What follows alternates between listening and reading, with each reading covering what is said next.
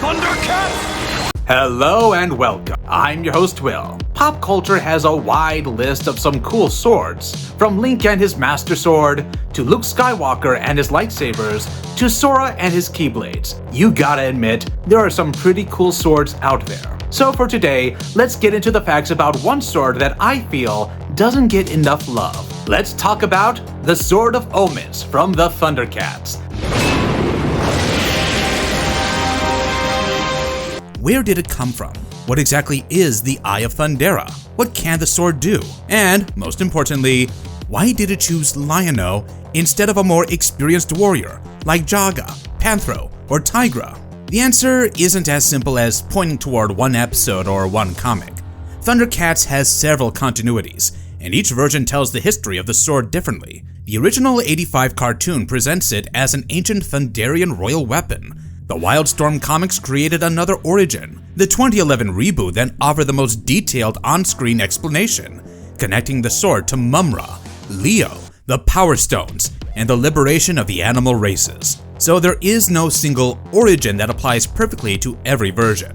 But across these different stories, one idea remains consistent. The Sword of Omens represents leadership, vision, unity, and the responsibility to protect others. That is also the key to understanding Lion-O. The sword did not choose him because he was already perfect. It chose him because of the leader he had the potential to become.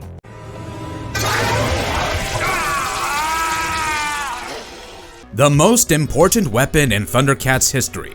The Sword of Omens is easily the most iconic weapon in the ThunderCats universe. At first glance, it looks like a short dagger carried inside Lion-O's claw shield. But when Lion-O calls upon his power, the blade extends into a full-length sword. Inside its hilt sits the Eye of Thundera, the glowing red jewel that contains much of the weapon's mystical power. The sword can release powerful energy blasts. It can project the ThunderCats symbol into the sky and summon Lion-O's allies. It grants sight beyond sight, allowing its wielder to perceive distant events, hidden locations, and sometimes possible dangers. It can also be used defensively, channeling power through the Eye of Thundera to protect the ThunderCats and their allies. In the original animated series, the sword was so closely tied to the ThunderCats that damaging or weakening it could also affect the team. The sword was not simply Lion-O's personal weapon. It was a symbol of the Lord of the ThunderCats and a source of unity for the entire group. That is why the question of who carries it matters so much. Lion-O was not only receiving a blade, he was inheriting the history, authority, and responsibility of his people. The original 1985 series kept its beginning mysterious. In the original ThunderCats cartoon, the Sword of Omens was introduced as an ancient Thunderian treasure. Jaga carried it and protected it, while helping the ThunderCats escape the destruction of Thundera. After Jaga's death, Lion-O inherited the sword and became the new Lord of the ThunderCats. The original series explained many of the sword's powers, but it never provided one complete origin story detailing who forged it, where the metal came from, or exactly how the Eye of Thundera was created. It was simply treated as a legendary weapon connected to Thunderian royalty. That mystery worked well for the tone of the 85 show. The sword felt ancient, it felt sacred, and it felt as though its full history stretched far beyond anything Lion-O or the audience completely understood. The original continuity also established that Lion-O was not the first person to carry it. Jaga had wielded the sword before him and served as its guardian. That means the sword was not created specifically for Lion-O. He inherited something that had already passed through earlier generations of Thunderian leaders. The 85 series therefore presents the sword mainly as an heirloom and symbol of office. Lion-O receives it because he is the hereditary lord of the ThunderCats, but his right to continue carrying it depends on whether he proves worthy of that responsibility. The WildStorm comic gave the sword another origin. The WildStorm one-shot ThunderCats Origins, Villains and Heroes, published in 2004, offered a separate version of the sword's creation. One of its short stories follows a Thunderian lord named Kugartha. A blacksmith forges a mighty blade intended for the Lord of the ThunderCats. The weapon becomes the Sword of Omens. The story confirms that the sword was deliberately made as a royal weapon, but it doesn't explain the deeper origin of the Eye of Thundera or provide the enormous cosmic history later introduced by the 2011 cartoon. It's also important to remember that the WildStorm comics form their own continuity. They don't perfectly match every fact or event from the original animated series. so this origin should not be treated as the secret canonical explanation behind every version of the franchise. It is just one interpretation, and compared with the 2011 origin, it's a much simpler one. A gifted smith forged a weapon for the ruler of the ThunderCats. The weapon became a symbol passed through the Thunderian line. The 2011 reboot created the most detailed origin. The 2011 ThunderCats series completely reimagined the mythology. Instead of beginning with the destruction of Thundera and a journey to Third Earth, this version presented the cats as the dominant civilization of their world before Mumm-Ra's return. This story was also far more serialized. Rather than giving us isolated weekly adventures, it built one continuing saga involving lost history, ancient technology, the Power Stones, and the forgotten relationship between the animal races. The most detailed history of the sword appears through the episode's legacy and birth of the blades. In this continuity, the Sword of Omens was created as a direct answer to Mumm-Ra's Sword of Plundar. Mumm-Ra destroyed a star to create the Sword of Plundar. Long before Lion-O's time, Mumm-Ra traveled through space with many animal species living under his control. He claimed to believe in creating order, but his version of order depended on slavery, obedience, and overwhelming force. Mumm-Ra wanted the 4 Power Stones. These stones contained extraordinary energy, and possessing all 4 would have given him nearly unstoppable power. To create a weapon capable of channeling them, the ancient spirits of evil instructed Mumm-Ra to collapse the Star of Plundar. The destruction killed billions and reduced the surrounding system to a small quantity of incredibly powerful ore. Mumm-Ra used that ore to create the Sword of Plundar. That weapon became an extension of his tyranny. It was built through destruction. Its very material came from the death of an entire star system. The Sword of Omens would later be created from the same substance, but for an entirely different purpose. Leo and Panthro planned a rebellion. Among Mumm-Ra's most trusted servants were 2 cats named Leo and Panthro. Leo was the commander of the cat forces aboard Mumm-Ra's ship. Panthro was his second in command and partner. At first, Leo believed Mumm-Ra's promise that strict order would create peace, but over time, he saw the truth. Mumm-Ra did not want peace, he wanted control. The other animal species were not citizens or allies. They were prisoners and slaves. Leo and Panthro began secretly working with representatives of the other animals to organize a rebellion. Their plan depended on stopping Mumm-Ra before he could collect the final Power Stone. That stone was the War Stone, the same jewel that would later become known as the Eye of Thundera. The sword was forged from the remains of Plundar. The 2011 series reveals the sword's history in stages. In Legacy, Leo uses his mages to construct the Sword of Omens and the Gauntlet of Omens. A later flashback in Birth of the Blades explains the source of the metal. When Mumm-Ra created the Sword of Plundar, fragments of the powerful ore were discarded. Leo secretly recovered those remaining pieces. They were then used to forge the Sword of Omens. That detail is extremely important. The Sword of Omens and the Sword of Plundar were born from the same destroyed star. These weapons are related, but their purposes are completely different. The Sword of Plundar was created through mass destruction and designed to dominate.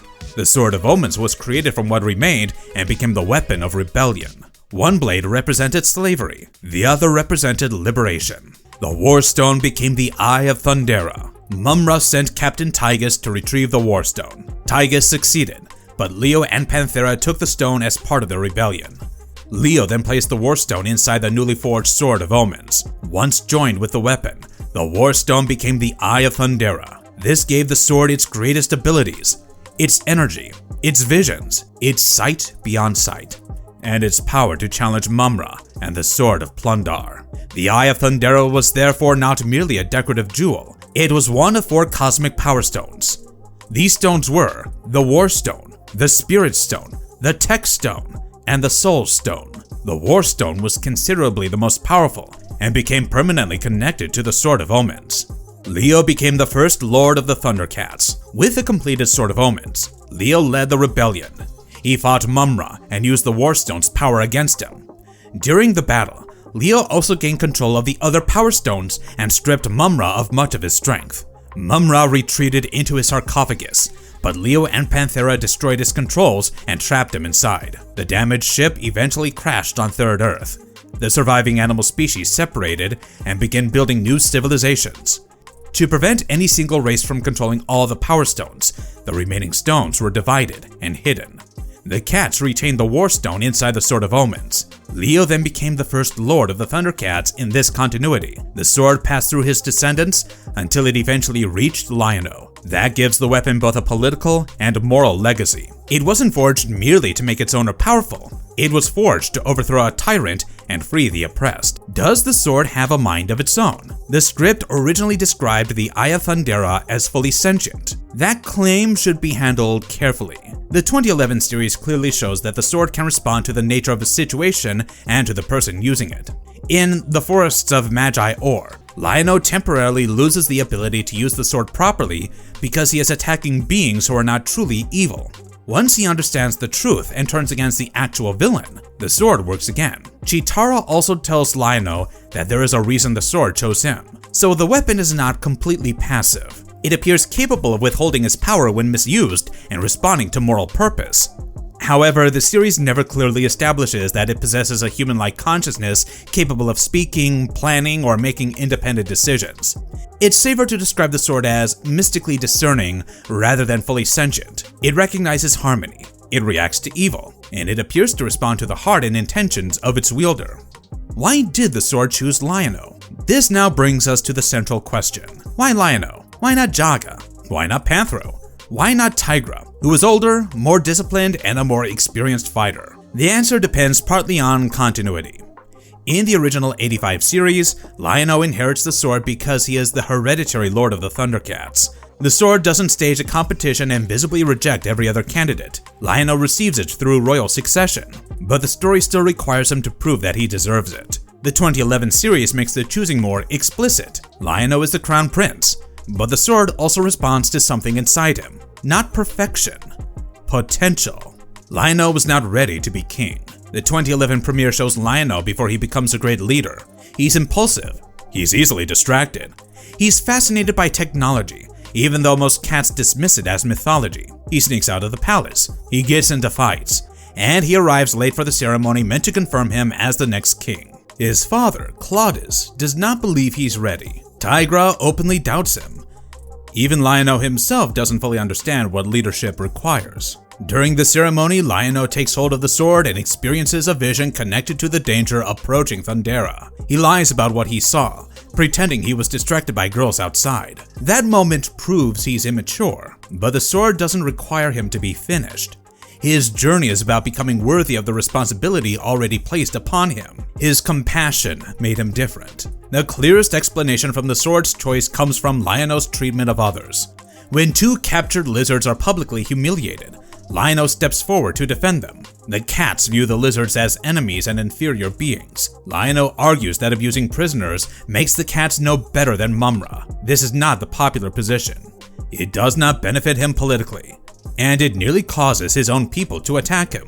But Lion-O refuses to remain silent. Claudius is moved by his son's argument and orders the prisoners released. This reveals the quality that separates Lion-O from many of the older cats.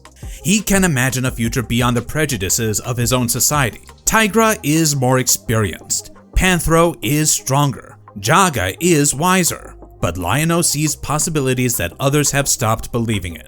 He sees technology as something real. He sees former enemies as potential allies. And he believes different animal races can live without repeating the oppression of the past. That vision makes him the natural heir to Leo. Leo created the sword to free different species from Mumm-Ra. Lion-O dreams of bringing those species together again. Sight beyond sight is also a leadership lesson. Sight beyond sight is one of the sword's greatest abilities. On the surface, it allows Lion-O to see distant places and hidden threats.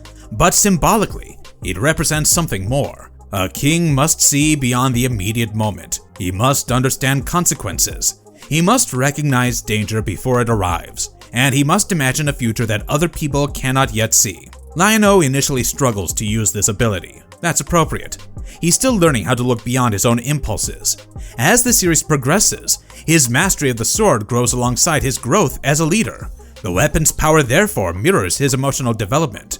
The clearer Lion-O's judgment becomes, the more effectively he can use the Eye of Thundera.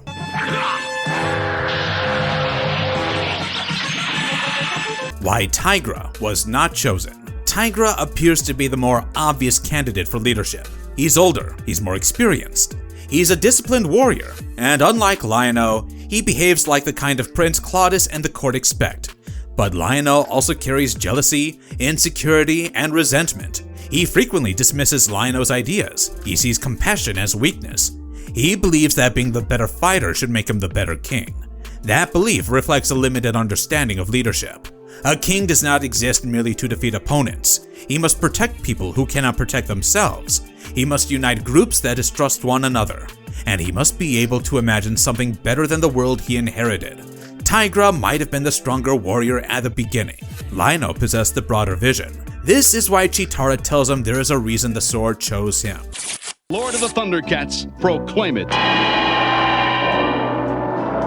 The sword does not belong only to royal blood. Although Lion-O is its primary wielder, the sword has occasionally been carried or used by others. Jaga wielded it before Lion-O. In the original series, Snarf sometimes transported or recovered the sword when Lion-O could not reach it. However, the claim that Snarf fired lightning from it in tight squeeze is incorrect. Snarf carried the sword back to Lion-O, who then used it to summon the ThunderCats. Other characters have also temporarily held or used the sword under unusual circumstances. These moments suggest that it is not physically impossible for anyone else to touch the weapon. Its deeper powers, however, remain tied to purpose, worthiness, and the role of the ThunderCats' leader. The sword can be carried by another person. That doesn't automatically make that person the Lord of the ThunderCats.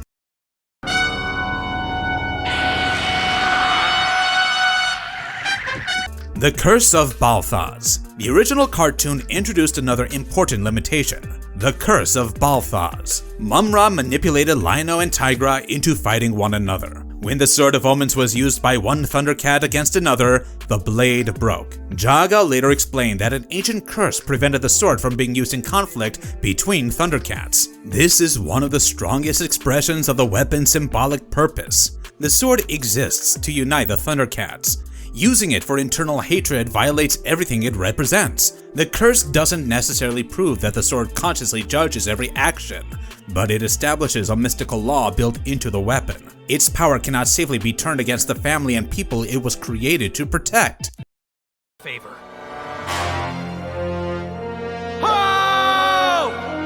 The sword cannot simply be used for any purpose. The 2011 series takes this moral limitation even further. When Lion-O attempts to attack the spirits in the forest of Magior, the sword fails him. He eventually discovers that the spirits are not evil and that the apparent protectors of the forest are actually exploiting it. Once Lion-O understands who the real enemy is, the sword responds again. This makes the weapon fundamentally different from a normal blade. A normal sword follows whoever holds it. The Sword of Omens demands understanding. Lion-O cannot simply declare someone evil and expect unlimited power. He must look beyond appearances. He must discover the truth. That is exactly the kind of lesson an impulsive young king needs.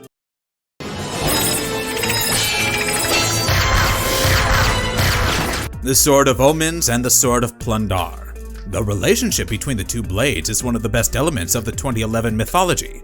They share the same cosmic material. They were created from the destruction of Plundar, but they represent opposing philosophies. The Sword of Plundar was created by Mumm-Ra to channel power and enforce domination.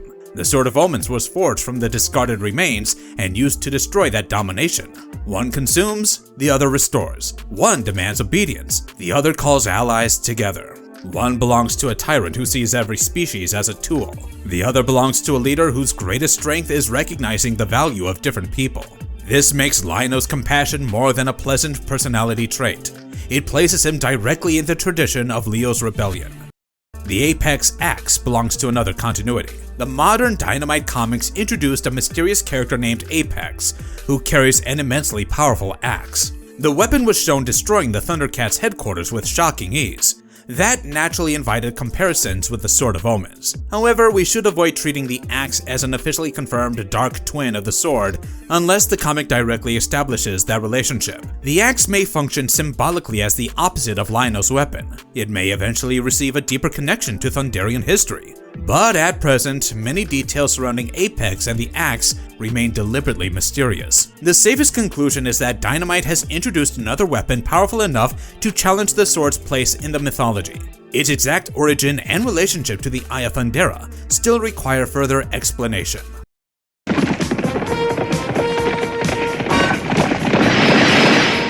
Comparing the sword to Excalibur. The Sword of Omens is often compared with Excalibur because both weapons symbolize rightful leadership. However, the Arthurian tradition is more complicated than the popular version suggests. In many tellings, the sword pulled from the stone and Excalibur aren't the same weapon. Excalibur is later given to Arthur by the Lady of the Lake.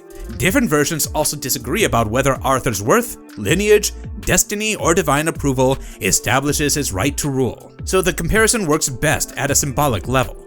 Both weapons represent legitimate leadership, but the Sword of Omens is more actively connected to its wielder's moral decisions. It grants visions, it summons allies, it can fail when directed against the wrong target, and it can break when used against another ThunderCat.